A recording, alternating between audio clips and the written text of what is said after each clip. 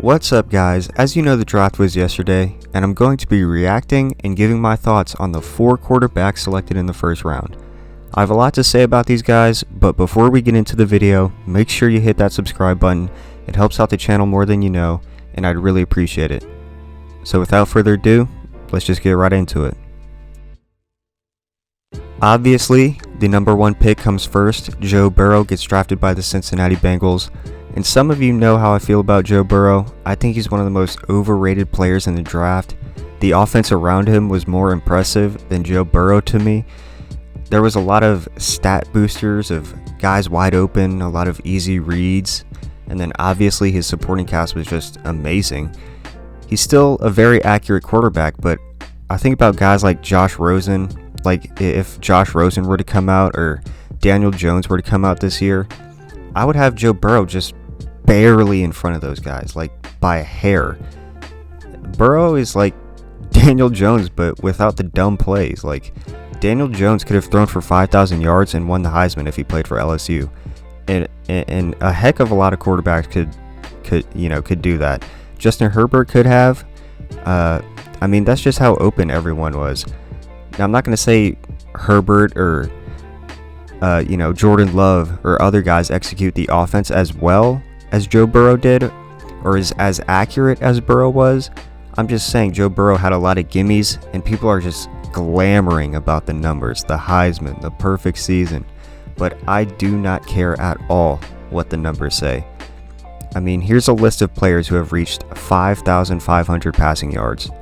Joe Burrow, BJ Simons, Graham Harrell, Case Keenum, Anthony Gordon, and Colt Brennan. Who, and who? I mean, Joe Burrow just screams college sensation, who everyone overhypes, but never does anything in the NFL. I had a second round grade on Burrow, but if a good win now team drafted Burrow in the first round, I wouldn't be mad at it. Obviously, that didn't happen, and Joe Burrow is stuck with the Bengals. And this reminds me a lot of Jared Goff when he was drafted number 1. You take a guy who's ultra dependent on the offensive line, ultra dependent on his receivers, and ultra dependent on his play caller. When even one of those things is off, he plays terribly. Jared Goff looked like garbage his rookie season because he had no one around him. I'm a proponent of building your team and then drafting a quarterback. The Bengals needed every position on the offensive line besides left tackle. They needed linebackers so badly, it's not even funny. They needed corners so desperately. The only corner I can name on the entire roster is William Jackson. They could have used an edge rusher. When you consider Carlos Dunlap's age and Carl Lawson's injury, his injury history, there's so many things the Bengals need. But they think drafting a quarterback is going to fix their problems, as if Andy Dalton isn't every bit as good as Joe Burrow. If you're going to take a quarterback in this situation, you better make it splash. You take a guy who can just wow you with talent, not some guy who's barely better than Andy Dalton. What did you improve on your team? Nothing. This is a stagnant move in my opinion. And a couple years down the line, you're still going to have no linebackers. You're still going to have no corners. You're still going to have no safeties. You're still going to need offensive linemen. But what are you going to spend it on? An above average quarterback, Jared Goff, aka Joe Burrow. So there's my rant on Joe Burrow. I'm just so tired of seeing the hype on this guy. He's so overrated. People think he can just walk into anywhere and just make a team amazing. I should have included him in my overrated video, but on the bright side, Zach Taylor is a good coach. They're going to run the same system as the Rams did. So, when Joe Burrow explodes in his second year, or maybe in his first year, don't come back to this video and say, haha, you're an idiot. Come back to me in 4 years when the Bengals are stuck in mediocrity, paying their quarterback $150 million. Alright, let's just move on to the Dolphins drafting Tua. And I gotta be honest, I'm really having second thoughts on Tua. The injury history has kind of gotten to me. I made a what would I do mock draft, and I didn't even have him in the first round. And it's not just the injury stuff that pushed me away. It's the same kind of thing with Joe Burrow. Like, look who he played with. He never had to throw into tight windows. Everyone's just streaking down the field wide open. At least I saw pinpoint accuracy from Joe Burrow. I've never seen it from Tua. I mean, you look at the Clemson game and you look at the Georgia game, he looks like a completely different quarterback. I mean, he gets benched for Jalen Hurts because he can't read a simple roll in coverage. And not that Jalen Hurts can, but that's how bad he was playing. I mean, he scored a 13 on the Wonderlic, and I know people don't care about that, but here's a list of quarterbacks who scored in the same ballpark as Tua. Vince Young scored a 15, Donovan McNabb scored a 15, Lamar Jackson scored a 13, Cordell Stewart scored a 14, Seneca Wallace scored a 14. I mean, obviously there's exceptions to every rule, but it just worries me about his ability to read defenses, honestly. I mean, he had a hard time doing it in college, and all you had to do was show cover 2 and roll into cover 3, and he was lost. That's it. That's all you had to do. Every time he was lost. Obviously, he can learn. I'm not unaware of that, but I've really slowed down on Tua, and that's just from the Tua perspective. My friends know I've been screaming from the rooftops that the Dolphins do not need a quarterback, and that Josh Rosen is the most underrated player in the entire NFL. Josh Rosen is a franchise quarterback just being wasted and mistreated time after time. It baffles me that people write down QB as the Dolphins' number one need. Did anybody watch what happened last year? Josh Rosen takes the snap, and then one misses it, he's sacked. Or he's under pressure. And then the offense resorts to strictly screen passes because they can't get the fucking ball off for 2 seconds. Am I saying Josh Rosen is perfect, or that he did nothing wrong? No. But you have bigger problems on your hands, Miami. And I understand you reached for Austin Jackson in the first round. I get it. Austin Jackson doesn't solve the other 4 revolving doors on the offensive line. And I spoke about a mock draft earlier, and I had the Dolphins taking Mekhi Becton, Cesar Ruiz, and Jeremy Chin with their 3 first-rounders. Is Tua the worst pick in the world? No. Is Tua a good quarterback? I'm pretty sure. We'll see. Is pairing Tua, or any quarterback for that matter, but especially Tua, behind the worst offensive line in the NFL, a good idea? Absolutely not. That's how I see it. We'll see how it plays out, what free agents they can sign in the future, who they can draft, etc.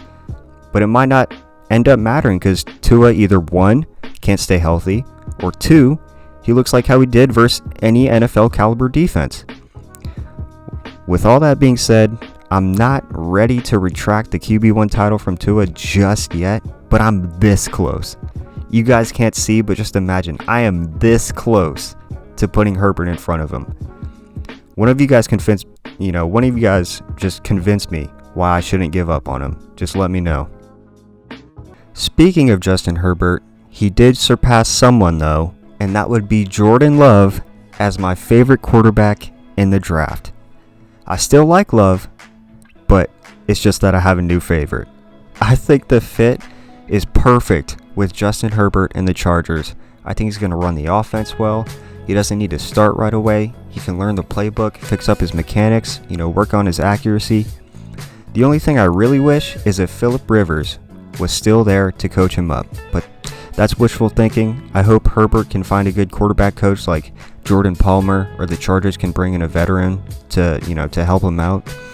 And this is why I love potential and what a player could be as opposed to what they are. Justin Herbert can become twice the quarterback Joe Burrow could ever dream of being. He's got a good roster around him. He doesn't have to play instantly. He's in no hurry. He's got years to become who he is. He's got years. He's got all the time in the world. Burrow has now and only now. The things around Burrow can get better, which in turn will make him more productive, but Burrow himself cannot become better than what he is right now. Think about it like this. If Justin Herbert fixes his accuracy and his mechanics and his decision making, etc., if he can improve on those things, If he has above average accuracy, above average pocket presence, above average decision making, he instantly just became better than Joe Burrow because he can do more. He's got a much better arm. He can fit the ball into tighter windows. He can throw farther. He can make more spectacular off-platform, off-script, between four people on a line type throws. He's a better athlete. He's taller. He can see over the line better. He's stronger. He can shrug off more tackles. He can take more hits. And all he needs to do is be above average. That's it. Above average, and he's better than Joe Burrow. If he becomes great at those things, you're talking about a Hall of Famer.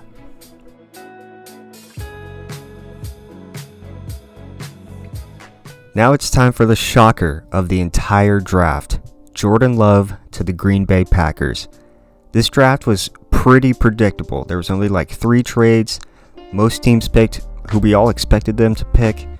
But the one pick that shocked everyone, including myself, was Jordan Love.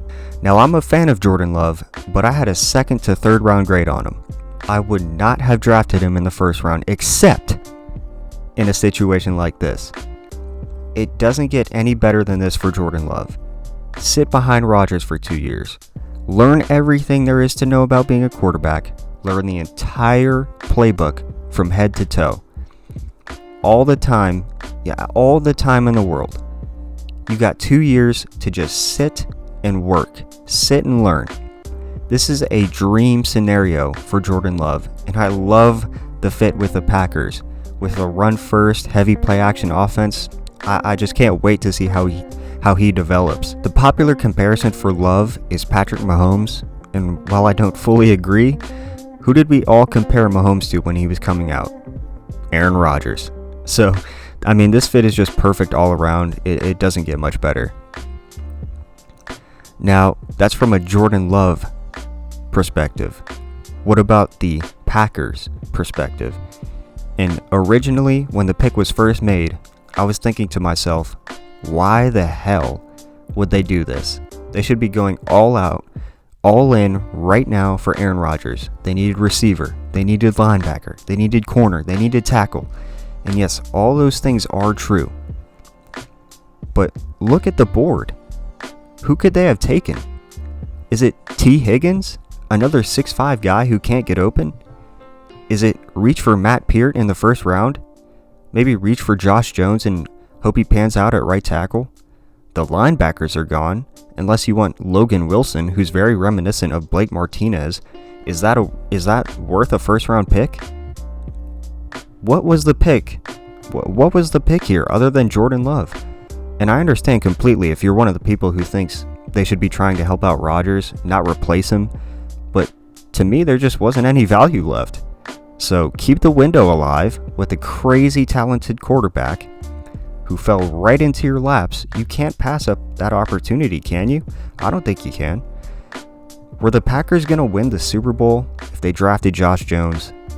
Were they going to win the Super Bowl if they drafted Laviska Shenault? I highly doubt it.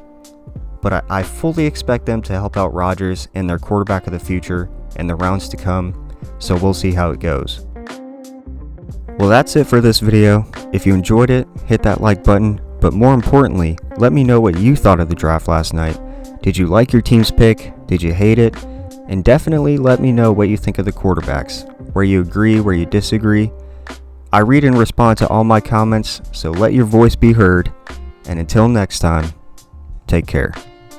Doctor, my eyes have seen the years and the slow parade of fears without crying.